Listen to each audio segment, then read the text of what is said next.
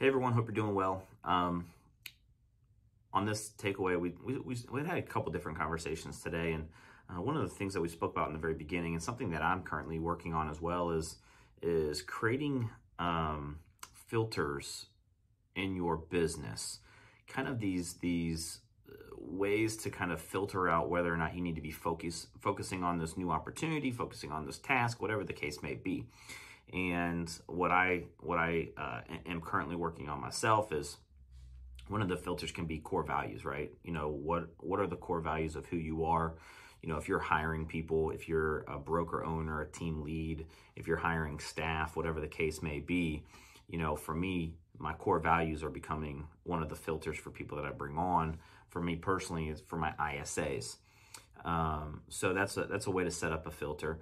Another way is for real estate agents and really for team leads as well is what are the 2 to 3 business pillars that you want to have in your business? And then, so that's one filter. So that's another filter that you can add. And then what are the 2 to 3 priorities that you're focusing on this quarter? And when you get approached with a new opportunity, a new partnership, thinking about doing or adding a new pillar to your business, you know, as agents, we always get distracted by all of the shiny objects, right? We're all human, and a lot of it's just distraction, right? It's just noise. And by putting them through these filters that you're creating for your business, it allows you to kind of take some of the emotion, some of the excitement away from what you're being presented with. And had a situation where, you know, an agent on our team, you know, got an opportunity and there was a potential opportunity to generate more internet leads for him specifically. And he brought it to me and I was like, look, at the end of the day, like his problem, and I was like, your problem is not the internet leads. You already have enough of those. You're tapped out of what you can handle. And just by adding more, even though, yeah, it sounds exciting and yeah, it's more, you know, opportunity. But if you can't actually work it and manage it and stay up with it, then what's the point, right? Then you're just gonna get to this point of just cherry picking stuff and then things are gonna slip through the cracks and it's not the way that you wanna run a business. So when I was talking to him, I was like, look, what are your 2 to 3 business pillars? You know, it's internet leads, sphere of influence. The third one that he originally had doesn't seem to be a business pillar of focus, which is completely fine. That's totally fine. I tell agents all the time, don't be afraid to change your business pillars if one's not working or one you don't want to focus on anymore. But anyways, so with that conversation, I was like, look, does it align with your 2 to 3 business pillars? In this case, yes, it did on the internet lead side, but I don't think that was where that partnership needed to be.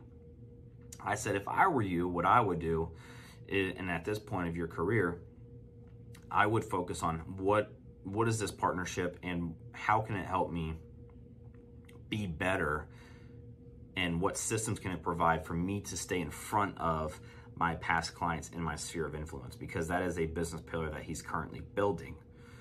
The internet leads is already kind of being built. It's already kind of there. Can you always add and fine tune and tweak it? 100%. But as a one-man show, it's hard to maximize that and do everything else. So I just made him switch focus and say, hey, look, could this partnership help me build my other pillar? And then 2, is this in alignment with what my quarterly priorities are right now that I want to get done? Because it may align on the business pillar side of things, but it may not align in what you have set out for your quarterly priorities. And that's something that I'm personally working on, is if it's not in my quarterly priorities, then I'm not thinking about it until the next quarter. And then at the next quarter will be that opportunity that I have to revisit it. And then am I still excited about that opportunity to add it to that quarter's priorities, or did that excitement kind of dwindle? And I think that's a great conversation. It's something that my coach has been talking a lot about over the last, 12 to 14 months that I've been with him, is, really creating, it's kind of like buffers, right? Really creating these filters around you to help you stay focused on what you really need to be focusing on, and not getting distracted by all of the noise and all of the shiny objects that we always seem to chase. So I hope that helps you guys out. If you want to jump on a call with me, you can go to thejohnharp.com. And in there is a link to my calendar. Feel free to jump on a 30-minute call with me, and I'd love to help you grow your business.